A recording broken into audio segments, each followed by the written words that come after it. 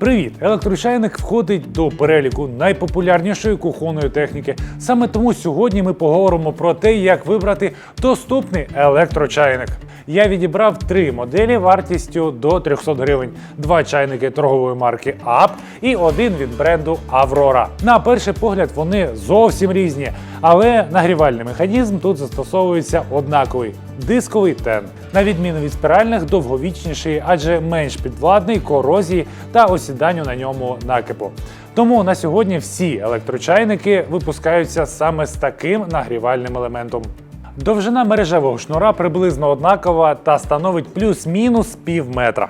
Механізм відкривання кришки також аналогічний для всіх моделей. Відрізняється потужність чайників 1500 Вт, 1750 Вт і 2200 Вт. Ну і головна різниця – це матеріал, з якого виготовлено корпус кожного чайника. Металевий Enterprise, міцний і надійний, з ним нічого не станеться, якщо ви його ненароком спустите на підлогу. Ну хіба що з'явиться вм'ятина, але на функціонал пристрою це мало вплине. Також чайник не має специфічного запаху. Металевий чайник не оснащено жодною шкалою, щоб можна було визначити залишок води в ньому, не відкриваючи кришку. Це не дуже зручно.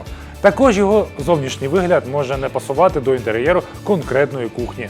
Абсолютно протилежна ситуація із скляним чайником Avrora. Одне падіння на підлогу і він перетвориться на купу осколків. Проте рівень його наповненості добре видно через прозорі стінки, а коли його вімкнено, він ефектно підсвічує воду. Що ж стосується пластикового чайнику Enterprise, то він дійсно спочатку має певний запах. Доведеться кілька разів закип'ятити в ньому воду та злити її, щоб позбутися цього аромату. Однак така модель оптимально поєднує переваги скляного та металевого чайників. Він доволі міцний і рівень води в ньому легко відстежувати, без зайвого відкривання кришки. Тож який чайник вибрати? Я провів невелике опитування серед знайомих і думки розійшлись. Хтось віддав перевагу металевому чайнику, оскільки вважає його міцним і довговічним. Іншим до вподоби пластик, оскільки це більш сучасний і розповсюджений варіант. Багато хто користується скляним чайником, аргументуючи свій вибір екологічністю та естетичним виглядом такої техніки. Отже, для тих, кому важлива практичність і довговічність техніки, я б рекомендував придбати металевий або пластиковий чайник. Якщо більше цікавить зовнішній вигляд побутового пристрою, то кращим вибором буде скло або пластик. Важлива екологічність? Тоді віддайте перевагу металевому або скляному чайнику. До речі, в описі до відео я залишу посилання на сайт, в якому представлено великий вибір електрочайників на будь-який бюджет.